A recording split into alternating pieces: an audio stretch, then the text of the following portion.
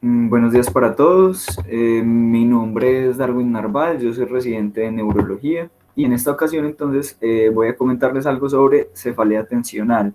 Quería empezar recordando algo que es muy frecuente en la consulta cuando cuando habla uno con un paciente que presenta dolor de cabeza, y es que cuando uno le pregunta al paciente por antecedentes de dolor de cabeza, de si a él le había dolido la cabeza antes, él le dice a uno que no había tenido dolores de cabeza o dice que tiene el dolor de cabeza normal.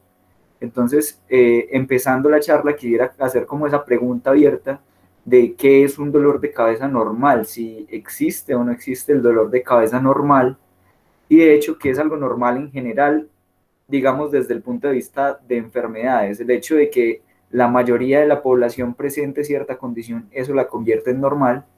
Entonces, ese tipo de cosas las vamos a tocar un poco más aquí en la charla de cefalea tensional.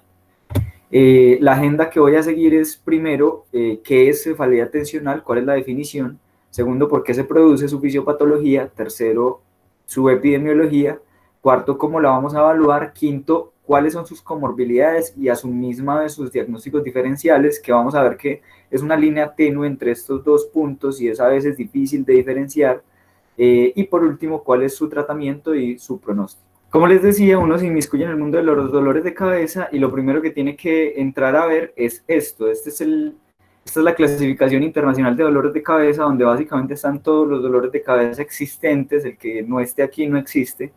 Es la versión 3. Y cuando nos adentramos un poco en esa, entonces tenemos que aquí dicen que los dolores de cabeza se clasifican básicamente en tres: primero, las cefaleas primarias; segundo, las cefaleas secundarias; y tercero, unas neuropatías craneales dolorosas y otros tipos de dolores. Y entre ellas estamos pues hablando de cefalea tensional. Esa iría en el mundo de las cefaleas primarias, donde nos dicen que hay tres tipos de cefaleas primarias básicamente: la migraña, la cefalea tensional y las cefaleas trigeminautonómicas, además de otras cefaleas primarias no clasificadas que son más raras pues.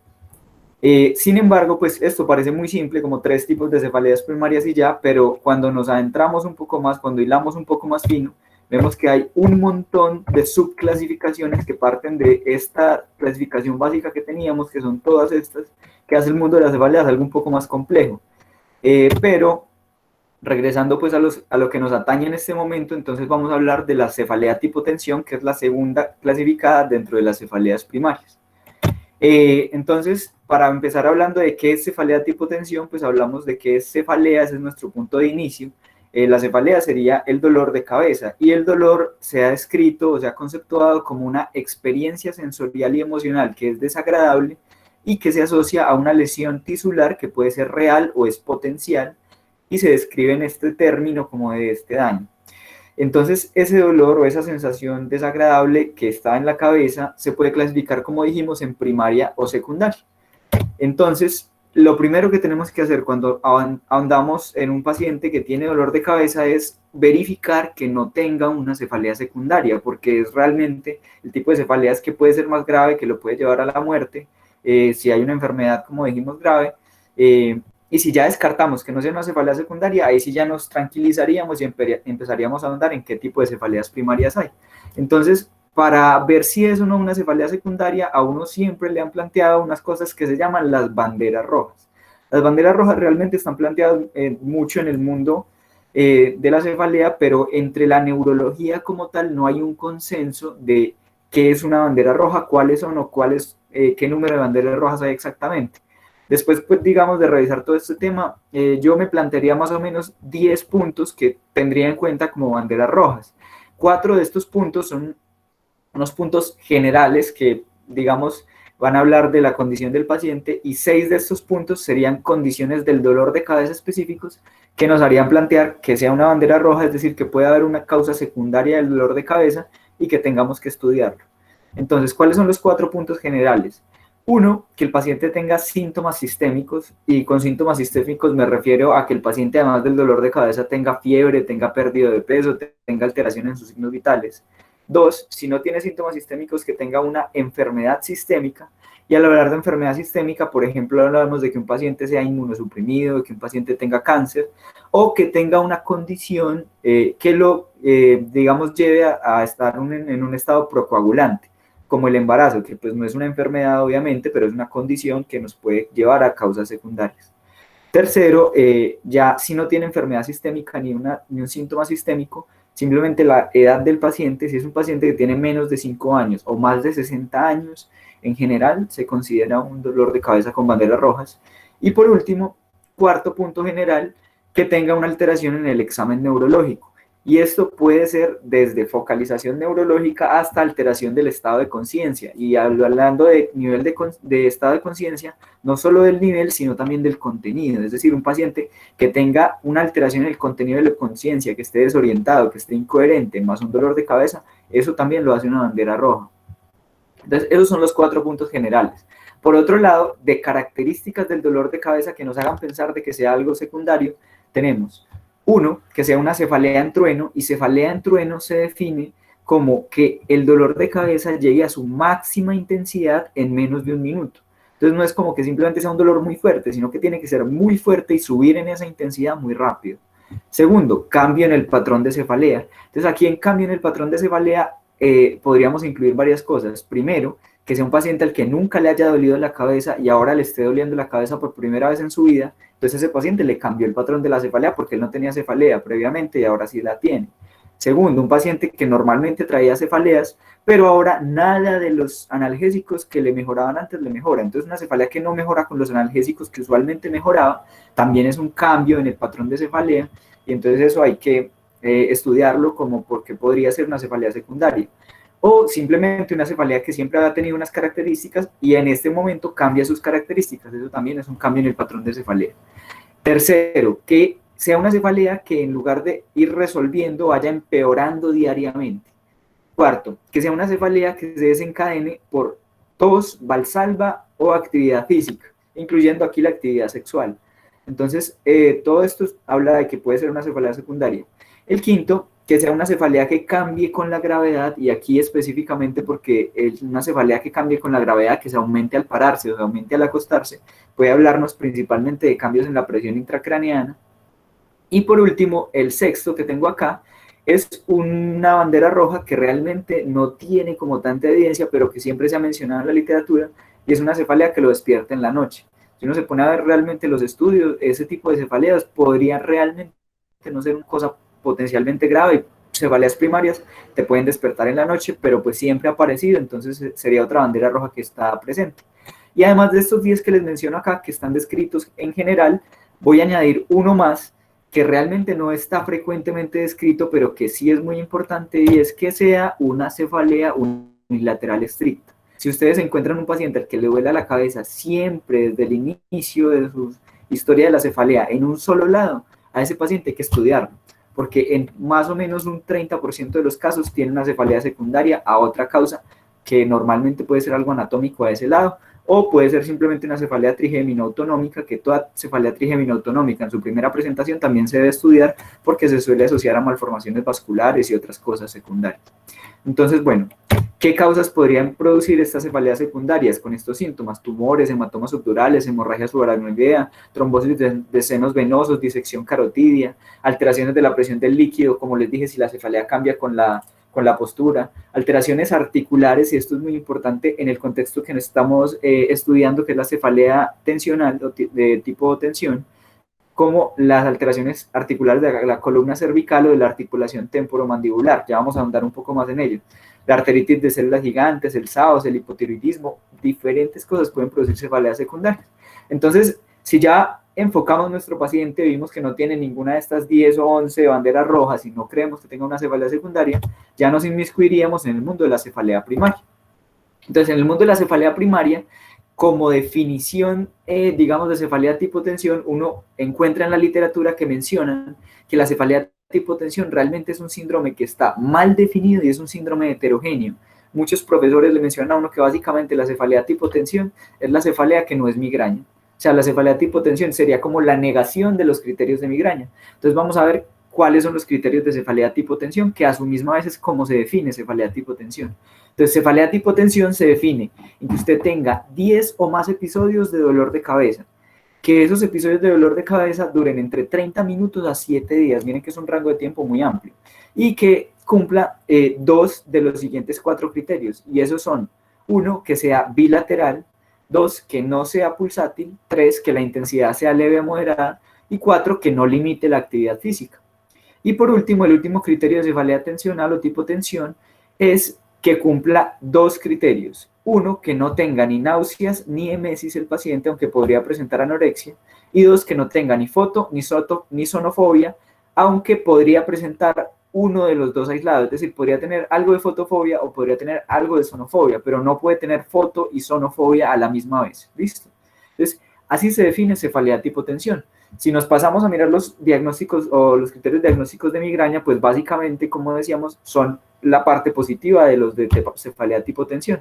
Para migraña solo necesitas 5 episodios, la duración va a ser más limitada, de 4 horas a 72 horas o 2 horas en niños, y los criterios donde necesitas 2 o más son básicamente los contrarios, como dijimos: si allá era bilateral, pues que sea unilateral; si allá era no pulsátil, que sea pulsátil; si allá era leve moderada, que acá ya sea grave, y que sí limite la actividad física. Y finalmente, el cuarto criterio de migraña es que tenga náuseas, emesis o fotofobia o sonofobia. Entonces, así se ven los criterios como más o menos fáciles de diferenciar. Sin embargo, se ha demostrado por estudios que, ahondando en la entrevista, el 70% de los pacientes que tienen cefalea tipo tensión también van a cumplir criterios para migraña. Y por otro lado, si un paciente consulta recurrentemente el sistema de salud, en el 90% de los casos va a terminar cumpliendo criterios diagnósticos para migraña. Y solo un 3% de los pacientes que consultan recurrentemente el sistema de salud por dolor de cabeza van a tener una cefalea tipo tensión puramente. Entonces, como vemos, la comorbilidad o coexistencia de estas dos enfermedades es altísima. Nada más como para tener en mente los tiempos: las cefaleas trigeminautonómicas del clúster se da entre 15 minutos a 3 horas, la hemicraniana paroxística de 2 minutos a 30 minutos, y las últimas, que son la tipo Sun-Kozuna, de 1 segundo a 10 minutos. Entonces miren que solo por el tiempo, hablando de cefaleas primarias, uno ya puede empezar a clasificarla. La que es muy cortica es Sun-Kozuna, la que es más o menos cortica, hemicraniana paroxística; la que va un poquito más larga es la clúster, y ya de ahí para adelante puede ser migraña o cefalea tipo tensión. Entonces, cuando hablamos de cefalea tipo tensión, hay unas preguntas que son muy importantes hacer, que nos refiere la literatura, que es básicamente si ha tenido diferentes tipos de dolor de cabeza, por lo que decimos de que puede tener comorbilidad con migraña o puede ser una cefalea secundaria; cuánto dura su dolor de cabeza, porque eso hace parte de los criterios; qué tan frecuente es, porque vamos a ver que eso la clasifica; qué tan intenso es, mire que eso nos puede hacer la diferencia entre migraña y tipo tensión; si ¿qué hace durante el ataque? Se refiere como a la actitud frente al dolor, que es muy importante en cefalea. La actitud frente al dolor es que usted se quiere quedar quieto y que no le moleste a nadie. Si usted se quiere quedar quieto es que le limita la actividad física, es más de migraña. Si a usted no le importa y usted puede seguir haciendo su vida, eso es más de cefalea tipo tensión, porque no es tan intensa. Si la cefalea lo pone antes inquieto y usted quiere moverse para todo el tiempo, eso es de trigemina autonómica, de tipo clúster específicamente. ¿Dónde se localiza? Porque si es bilateral o unilateral diferencian los criterios. ¿Qué otros síntomas tiene? Hablando de los síntomas autonómicos. Y qué medicaciones toma y qué tan frecuente, porque nos puede hablar de cefaleas por sobreuso de analgésicos, que es una comorbilidad muy frecuente acá.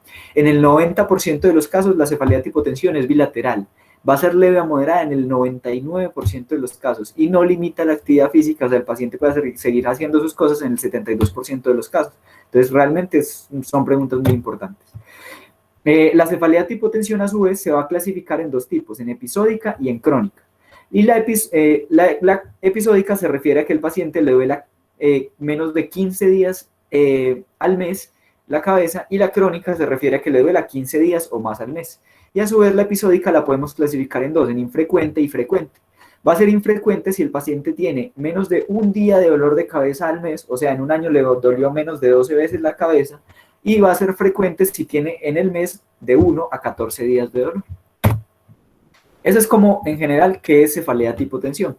Vamos a ver por qué se produce, cuál es su fisiopatología. Entonces, anteriormente se le daba mucho papel en la fisiopatología de la cefalea tipo tensión al estrés emocional. Se ha demostrado que los pacientes que tienen cefalea tipo tensión tienen mayor dificultad para relajarse y tienen mayores alteraciones en el sueño. Sin embargo, en los últimos años se ha encontrado que hay unas estructuras como tal, ya algo más orgánico, cráneo cervical, en lo que se podría explicar parcialmente la cefalea tipo tensión. Vamos a encontrar que en la cefalea tipo tensión hay una contracción muscular excesiva de músculos tanto cervicales como pericraneales. Y se cree que estos músculos van a tener una información nociceptiva que converge a la región en la región cervical alta con el núcleo trigeminal, en el núcleo que se llama trigémino cervical. Entonces, en este núcleo trigémino cervical vamos a encontrar también la sensibilidad, digamos, de la parte de la cabeza, y se ha encontrado que se puede incluso con la estimulación manual de la parte cervical alta producir o reproducir dolor de cabeza en pacientes que tengan cefalea tipo tensión o migraña. Entonces ya se sabe ahora, o lo que se considera o conceptúa, es que la cefalea tipo tensión tiene una fisiopatología multifactorial en donde realmente los factores ambientales son más importantes que los factores genéticos. Hablando de factores ambientales, muy importante una lista de desencadenantes que hay para cefalea tipo tensión, que ya vamos a ver más adelante. Y hablando de que es multifactorial, tiene tanto involucrados aspectos físicos como aspectos emocionales. Entonces, hablando más de los aspectos físicos, vamos a hablar primero de unos factores que son los factores miofaciales periféricos. Entonces, los factores miofaciales periféricos son más importantes en la presentación de cefalea tipo tensión episódica, o sea, la que dura menos de 15 días al mes. Se dice que hay una activación persistente de unos puntos periféricos desencadenantes. Esos puntos periféricos desencadenantes van a estar en el cuello o se desencadenan con el movimiento de la cabeza. Y estos puntos van a sensibilizar unos nociceptores periféricos, unas neuronas de segundo orden que a su vez van al núcleo trigémino. Entonces, esa sensibilidad muscular que es pericraneal, que es cervical, se ha encontrado que se mantiene no solo durante la crisis de cefalea tensional, sino que sin tener el paciente crisis de dolor, se mantiene esta sensibilidad. Y se correlaciona qué tan sensibles están estos músculos con la intensidad y la frecuencia del dolor de cabeza. De hecho, por electromiografía se ha encontrado que hay un aumento en la actividad de estos puntos musculares desencadenantes específicos y más activación muscular, y esa activación muscular de estas unidades motoras persistente en el tiempo, se cree que finalmente lo que hace es activar nociceptores por medio de unos mecanismos tanto mecánicos como isquémicos, como por medio de mediadores inflamatorios. Eso más hablando de la activación periférica. Ahora, hablando de la activación, digamos, en sistema nervioso central, esta va a tener más importancia y más papel en la cefalea tipo tensión crónica, o sea, la que dura más de 15 días al mes. En estos pacientes lo que se cree es que el umbral del dolor va a estar disminuido. Y eso se encuentra tanto en la episódica frecuente como en la tipo tensión crónica.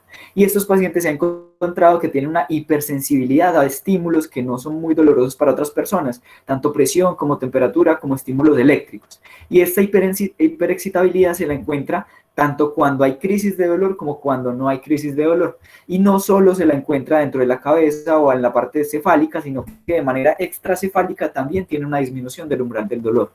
Se cree que estos pacientes tienen una deficiencia de los inhibidores de nociceptores a nivel del sistema nervioso central, y eso se ha logrado documentar por resonancia de morfometría basada en voxeles, donde encuentran una disminución en la sustancia gris de la matriz del dolor, que es una sustancia una sustancia gris, un sistema muy extenso que está desde la corteza orbitofrontal, pasando por el cíngulo, por el puente, por la ínsula, por el lóbulo temporal posterior derecho, el cerebelo derecho y el parahipocampo. Entonces, toda esta estructura está como disminuida en los pacientes que tienen una cefalea tipo tensión, principalmente la crónica.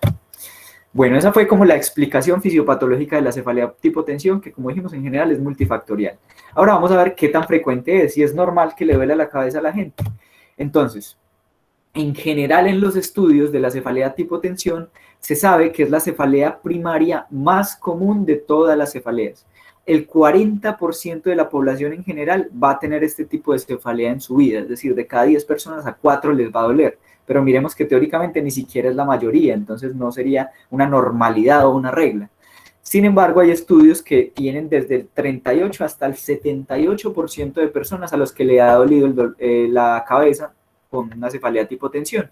En este estudio, en donde el 78% de las personas lo presentó, el 59% de personas presentaban este tipo de manera infrecuente, es decir, menos de un día al mes, lo que quiere decir que pues tampoco es tan frecuente que te duele la cabeza mensualmente. En Estados Unidos se han hecho estudios, se encuentra que la prevalencia es más o menos un 38%, y específicamente en la crónica, es importante esto, fue de un 2.2%. Otros estudios basados en población, donde más o menos como que se promediaron 5 estudios de diferentes países, se encontró que era de un 46%.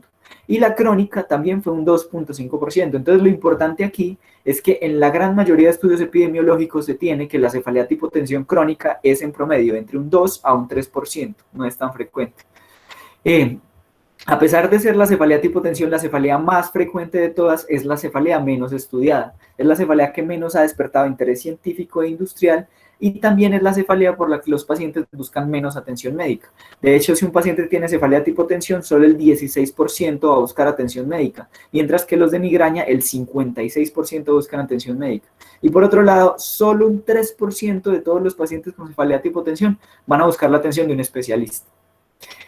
Sin embargo, como es la más prevalente, si uno corrige la prevalencia de la cefalea tipo tensión y lo compara con migraña, la cefalea tipo tensión usa más el sistema médico que la misma migraña, y la que más usa el sistema médico es la cefalea tipo tensión crónica, o sea que es la que más gastos nos implica.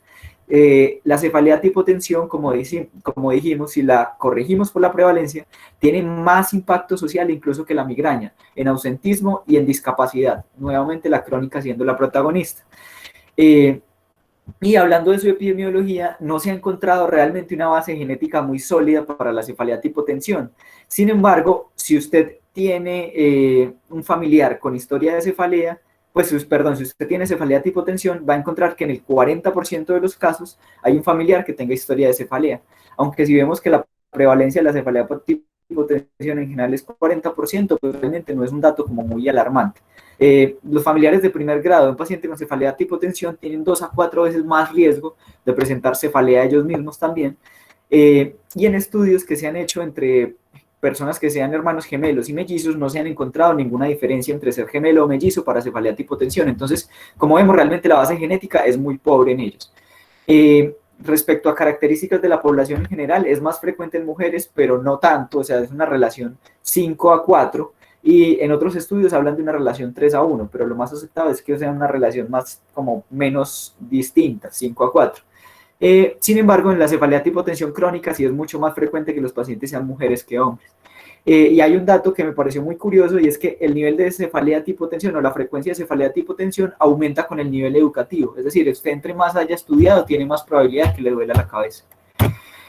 Respecto a la edad, la edad de inicio de cefalea tipo tensión en general son entre los 25 y los 30 años. Y el pico del dolor de cabeza tipo tensión está entre los 30 y los 50 años. Luego hace un leve declive. Sin embargo, en las edades altas de la vida también duele la cabeza. Por ejemplo, en la séptima década de vida, el 25% de los pacientes tienen cefalea tipo tensión, y de los mayores de 60 años tienen cefalea tipo tensión crónica un 2.7%. Las mujeres y un 1.5% los hombres. Como vemos, más o menos siguen ese porcentaje, entre 2 a 3% de la población tendrá cefalea tipo tensión crónica. A los niños también les da cefalea tipo tensión, de hecho es muy prevalente, un 31% de los niños podrían experimentar cefalea tipo tensión. En promedio a ellos les inicia a los 7 años y va aumentando su frecuencia entre los 7 y los 15 años, pero los niños tienen mucha menos cefalea tipo tensión crónica que los adultos, menos del 1% van a tener cefalea tipo tensión crónica. Cuando un niño dice que tiene o presenta pues este síntoma de cefalea tipo tensión, suele asociarse a factores psicosociales en ellos, como depresión, como que tengan los padres divorciados o que tengan poca relación con sus pares. Bueno, eso desde el punto de vista fisiopatológico. Ya vamos a tocar 2 puntos muy básicos de qué hay que evaluar cuando ve un paciente con cefalea tipo tensión. Entonces, en general, las características de la cefalea suele ser una cefalea que empieza en la mañana, o que empieza pues en las horas de la mañana y va empeorando en el transcurso del día a medida que usted está más cansado, que tiene más estrés, más actividad física o emocional. Es raro que la cefalea tipo tensión dé en la noche, entonces nos debe prender las alarmas a que es otro tipo de cefalea. Y aquí empezamos a hablar entre sus características, entre lo que le vamos a preguntar o la anamnesis del paciente, de los desencadenantes. ¿Qué le desencadena al paciente esta cefalea tipo tensión? Como dijimos, es algo multifactorial que se afecta mucho por lo ambiental. Y aquí están pues lo que le va a desencadenar al paciente esto. Primero, los estresores tanto físicos como mentales, el tener muchas cosas que hacer, mucha actividad física, sobreesforzarse. Segundo, la deshidratación y el hambre pueden producir cefalea tipo tensión, y a mucha gente que uno conoce le da dolor de cabeza cuando tiene hambre. Tercero, la abstinencia a la cafeína. Cuarto, las alteraciones del sueño. Quinto, las fluctuaciones hormonales en las mujeres. Y el sobreesfuerzo físico es otro desencadenante de cefalea tipo tensión. Respecto a qué evaluar ya no en la anamnesis, sino en el examen físico en un paciente con cefalea tipo tensión, aquí encontré algo que me parece muy interesante, hablando pues desde el punto de vista de fisiatría, y es que en el 2016 se hizo un consenso con 17 expertos de tipos de evaluación o test que se deben de hacer al examen físico cuando uno evalúa un paciente con cefalea. Y son test realmente de evaluación de disfunción musculoesquelética. Encontraron que de todos los test evaluados hay 11 test útiles de disfunción musculoesquelética que se deben evaluar en pacientes con dolor de cabeza. Esos test son estos. Primero, la palpación manual articular. Segundo, la flexión cráneo-cervical. Tercero, una prueba de flexión y rotación cervical. Cuarto, mirar cuáles son los rangos activos de movimiento cervical. Quinto, el test de posicionamiento de la cabeza adelantada. Sexto, las palpaciones de puntos gatillos. Séptimo, pruebas musculares de la cintura escapular. Octavo, movimientos intervertebrales fisiológicos pasivos. Noveno, la reproducción y resolución de los síntomas de cefalea con ciertas maniobras. El décimo, la evaluación como de la columna torácica en general. Y el onceavo, la movilización cervical activa combinada. Entonces, teóricamente, todo paciente con dolor de cabeza que uno vea debería hacerle todos estos exámenes al examen físico, pues. Ya vamos a pasar como al quinto punto donde hablamos de las comorbilidades y los diagnósticos diferenciales del dolor de cabeza. Como vamos a ver, es más o menos difícil diferenciar qué es una comorbilidad y qué es un diagnóstico diferencial en cefalea tipo tensión.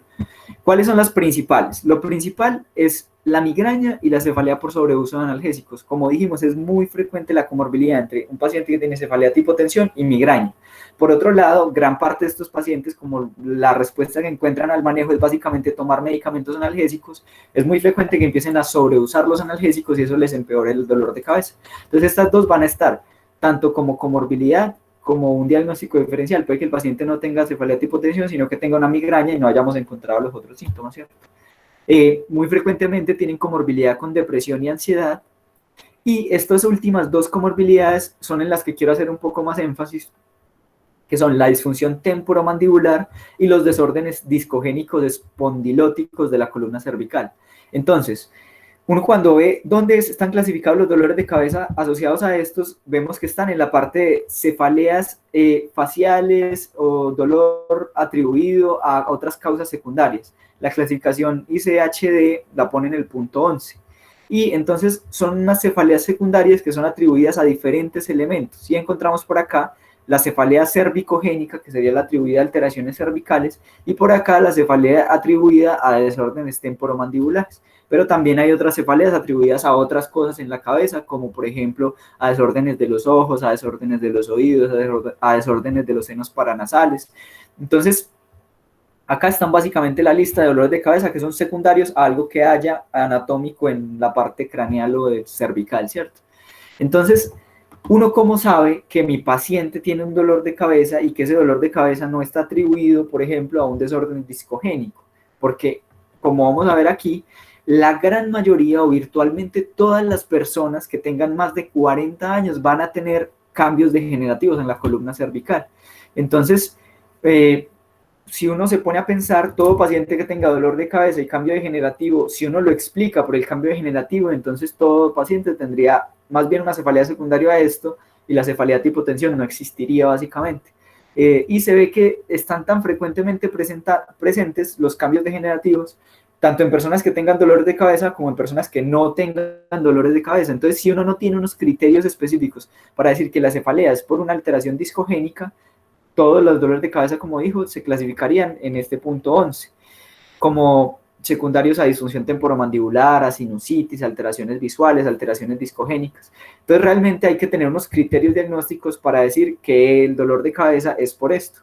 En general, aquí voy a hacer como más o menos, digamos, un recuento general. Todos los dolores de cabeza del punto 11 tienen 3 puntos específicos para clasificarse o diagnosticarse. Primero, que haya evidencia por clínica, por laboratorio o por imagen de un desorden en el cráneo o en el cuello o en los senos paranasales, ¿cierto? Entonces, que lo hayamos encontrado por imagen, por ejemplo, los desórdenes discogénicos.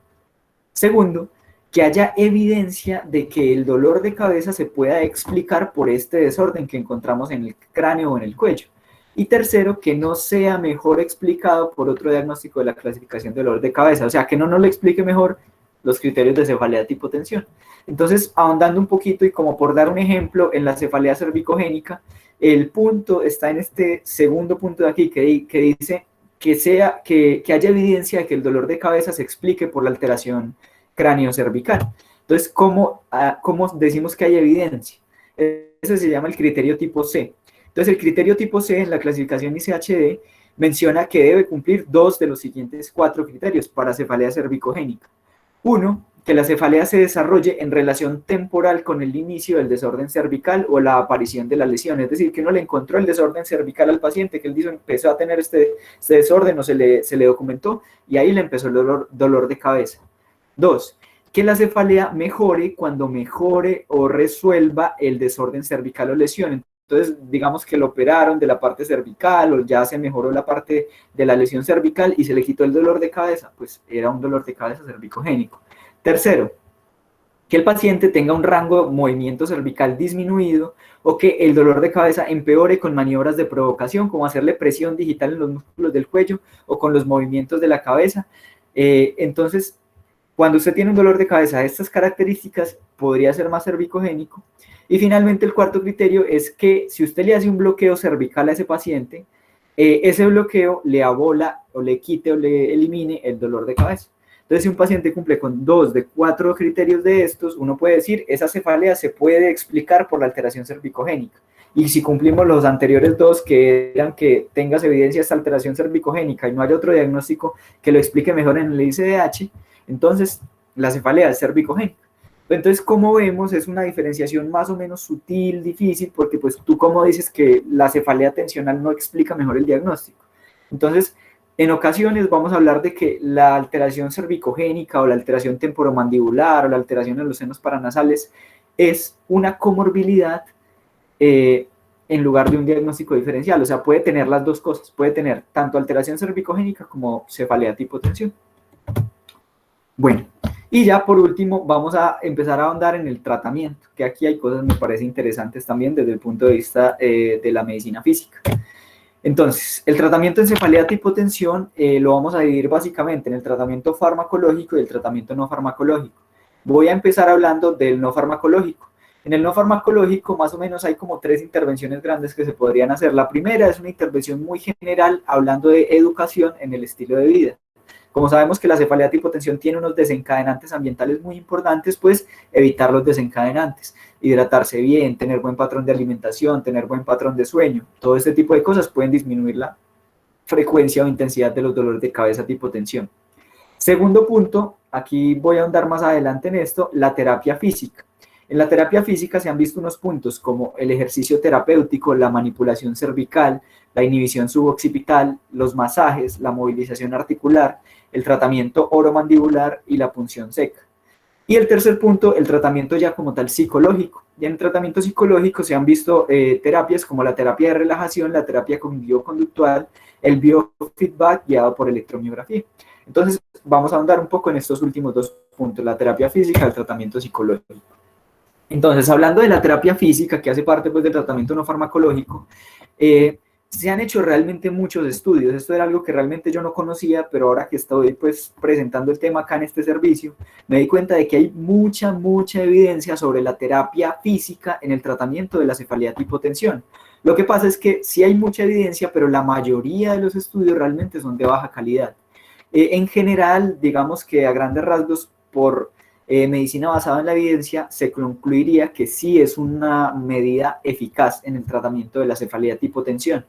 Me encontré una revisión, que es una revisión narrativa reciente del 2018, pero es una revisión narrativa que me parece que está muy bien estructurada y es muy buena porque abarca muchísima de la evidencia existente hasta ese momento, incluso abarca 26 publicaciones, 19 de ellas estudios, 2 de ellos revisiones sistemáticas, otras revisiones narrativas también las abarca. Entonces voy a ahondar en lo que encontré pues en esta revisión narrativa, en la que concluyen que la terapia física no solo es eficaz, sino que combinar diferentes técnicas de terapia física es más eficaz incluso que hacer una sola terapia, una sola técnica de terapia física, y puede ser tan eficaz como el manejo farmacológico profiláctico con antidepresivos, que son la primera línea en manejo farmacológico profiláctico. Entonces, ¿qué evidencia encontramos y en qué tipo de terapia física? Primero está el ejercicio terapéutico, que me parece a mí que es el que tiene una evidencia más sólida. El ejercicio terapéutico tiene una revisión sistemática del 2013 en donde 10 estudios se analizaron y encontraron que el ejercicio terapéutico era efectivo tanto sobre la intensidad como la frecuencia como la duración del dolor.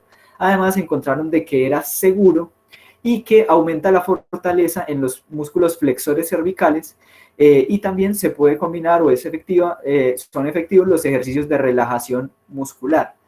Y una terapia que llaman terapia de conciencia corporal basal. Entonces, en general, el ejercicio terapéutico se puede aplicar y es efectivo para la cefalea tipo tensión.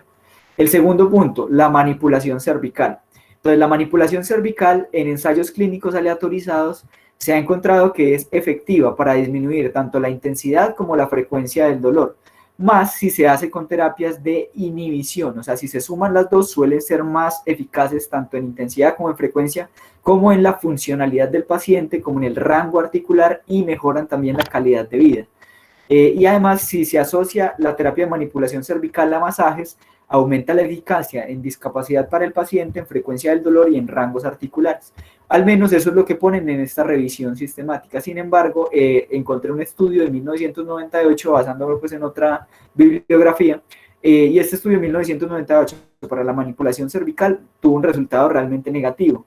Y hay una revisión sistemática a su vez del 2013, en donde todavía concluyen que la evidencia para la manipulación cervical para tratamiento de la cefalea tipo tensión es una evidencia limitada. Entonces, digamos que con esta no nos queda tan en claro y digamos que podríamos afirmar rotundamente que la manipulación cervical sería un buen tratamiento para la cefalea tipo tensión, como sí lo es el ejercicio terapéutico.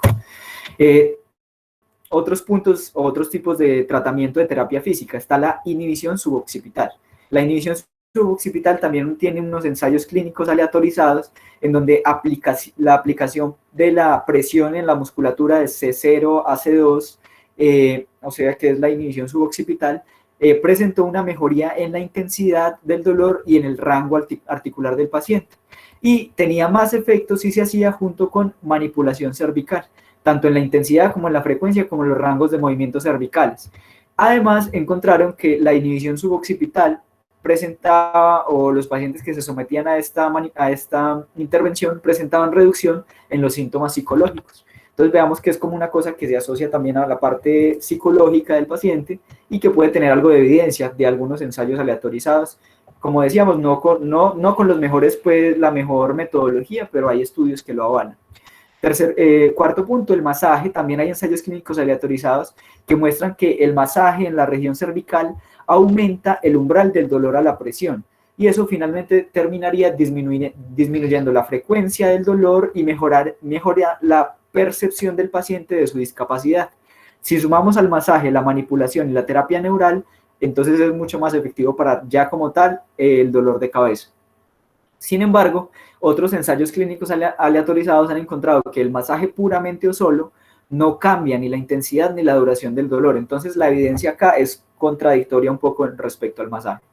El cuarto punto, la movilización articular. Hay ensayos clínicos aleatorizados que muestran que la movilización articular mejora rangos de movilidad de la articulación cervical. No se ha demostrado claramente que disminuya realmente el dolor, pero sí los rangos de movilidad articular. Último o penúltimo punto, el tratamiento oromandibular. Entonces miren que aquí hacen una terapia que el tratamiento oromandibular pues va a ser muy efectivo si usted tiene una alteración en la articulación temporomandibular, pero miren que eso a su vez puede ser que la cefalea tensional se esté asociando a que tengas una alteración en la articulación temporomandibular, o puede ser que simplemente tengas un dolor de cabeza secundario a la alteración de la articulación temporomandibular, y en estos estudios no te hacen una clara diferencia de si la cefalea tensional era la cefalea como tal o si era una cefalea secundaria a una alteración temporomandibular. Entonces, como dijimos, la diferencia es algo tenue todavía. En todo caso, técnicas dirigidas a tratar la articulación temporomandibular en ensayos clínicos aleatorizados se han encontrado que combinados con terapia manual cervical son eficaces, disminuyen también la discapacidad de alteraciones cervicales, pero lo que dicen hasta ahora la evidencia es que faltan más estudios respecto a esto para ser recomendada para el público en general con cefalea tipo tensión. Y finalmente está una intervención que es la punción seca, que es como una especie, digamos, de acupuntura básicamente, en donde hay ensayos clínicos aleatorizados y no encontraron finalmente diferencia entre hacer esta punción seca versus el tratamiento convencional. Un solo estudio encontró que mejoraba la intensidad cuando se combinaba con el tratamiento convencional. En cambio, otros estudios se han encontrado que es algo más o menos efectivo y que es una intervención segura. Entonces, nuevamente en la punción seca tenemos evidencia contradictoria. Entonces, como vemos, realmente la terapia física sí hay evidencia, hay muchas cosas que han demostrado servir, pero pues la evidencia no es muy fuerte. Lo que me pareció más fuerte a mí, básicamente, fue el ejercicio terapéutico. Pasemos ya al segundo punto de tratamiento no farmacológico, que es el tratamiento psicológico. Entonces, el tratamiento psicológico también ha mostrado ser eficaz para el tratamiento de la cefalea tipo tensión. Primero, unas medidas que se llaman el entrenamiento en relajación, en donde básicamente es una estrategia como de autorregulación al paciente, donde el paciente intenta ser consciente de reducir su tensión muscular y su respuesta autonómica. El segundo, que me parece muy interesante también como para el servicio, es el biofeedback, que se retroalimenta por electromiografía, el biofeedback basado en electromiografía. Entonces, básicamente, el paciente está conectado a un dispositivo, ya sea auditivo o visual, que le va a retroalimentar a él qué tanto es la actividad eléctrica en sus músculos de la cara, del cuello y de los hombros, y el paciente así con esa retroalimentación va a intentar hacer un control de esa tensión muscular. Se ha demostrado que esto es efectivo para el dolor de cabeza tipo tensión, de hecho es de los que más evidencia tiene respecto al tratamiento no farmacológico. Y finalmente, la terapia cognitivo-conductual también tiene evidencia, principalmente cuando el paciente tiene altas cargas de estrés, para el manejo del estrés, identificar pensamientos y creencias que le generan a su vez más estrés y le agravan el dolor de cabeza. Y la terapia cognitivo-conductual tiene evidencia de ser tan efectiva como también los profilácticos tricíclicos. En el tratamiento no farmacológico psicológico pasa lo mismo que en el de terapia física, que combinar los tratamientos es más efectivo que dar un solo tratamiento aislado. Entonces, aquí tenemos unas guías europeas que se publicaron en el 2010, ya están más o menos viejitas, pero pues no ha habido una actualización, en donde nos hablan del nivel de evidencia de las terapias no farmacológicas. Vemos aquí, como les decía, el biofeedback guiado por electromiografía es lo que más evidencia tiene dentro de todo el tratamiento no farmacológico. También la terapia cognitivo-conductual, la terapia de relajación tienen evidencia tipo C, y la terapia física aquí la ponen como evidencia tipo C, pero y la acupuntura terapia evidencia tipo C. Debo anotar que, como les digo, estas ya fueron publicadas en el 2010 y posterior a esto se han hecho muchos estudios en terapia física, entonces puede que si se revalorara ahora la evidencia, tendría mayor evidencia la terapia física. Bueno, eso en cuanto al manejo no farmacológico. Y finalmente, el manejo farmacológico pues, se va a basar básicamente en abortivos para quitar el dolor de cabeza ya cuando tengas la crisis y preventivos. Respecto a los abortivos, los analgésicos simples son los que se han usado, también los AINES y los analgésicos combinados. Hay que ser muy enfático cuando uno maneja un paciente con cefalea tipo tensión de que no puede tomar más de 2 a 3 días por semana los analgésicos porque entraría en el contexto de una cefalea por sobreuso de analgésicos. Que les recuerdo que la cefalea por sobreuso de analgésicos, los criterios diagnósticos son que el paciente por más de 3 meses haya usado más de 15 días al mes analgésicos simples o más de 10 días al mes triptanes, ergotamínicos, analgésicos combinados u opioides, y que tenga una cefalea que le dure más de 15 días por mes y que esa cefalea se haya desarrollado o haya empeorado durante el transcurso en que consumía estos analgésicos. Entonces, eso es una cefalea por sobreuso de analgésicos, que es una comorbilidad muy frecuente en la cefalea tipo tensión. En la cefalea tipo tensión, entonces, se han hecho estudios y se ha encontrado que el ácido acetil salicílico es igual de efectivo que el acetaminofén. Y en general, se puede usar como una primera línea de manejo por la buena tolerabilidad, pues, el acetaminofén. Segundo, se ha encontrado que los AINES son, de hecho, los más efectivos, son más efectivos que el placebo, y en algunos estudios se han encontrado más efectivos que el acetaminofén y que el ASA. Las dosis recomendadas para el ibuprofeno son de 200 a 400 miligramos, para el naproxeno de 375 a 550, para el ketoprofeno 25 a 50 y el diclofenaco 50 a 100. Y si ya usted no tiene respuesta con los simples como el acetaminofén y los AINES, entonces podría combinar el AINES más la cafeína, 130 a 200 miligramos. Tienen evidencia de esta combinación de que mejoran más los ibuprofenos y el ácido acetilsalicílico. En la cefalea tipo tensión no tienen papel los relajantes musculares, no tienen papel los triptanes y no tienen papel los opioides, como los opioides no tienen papel en ningún tipo de cefalea en general. Y a medida que el paciente vaya teniendo más días de dolor de cabeza en un mes, menos le van a funcionar los analgésicos. Entonces, entre más días tenga, más hay que pensar en los preventivos. Ya hablando de los preventivos, ¿qué indicación tiene un paciente con cefalea tipo tensión para iniciarle los preventivos?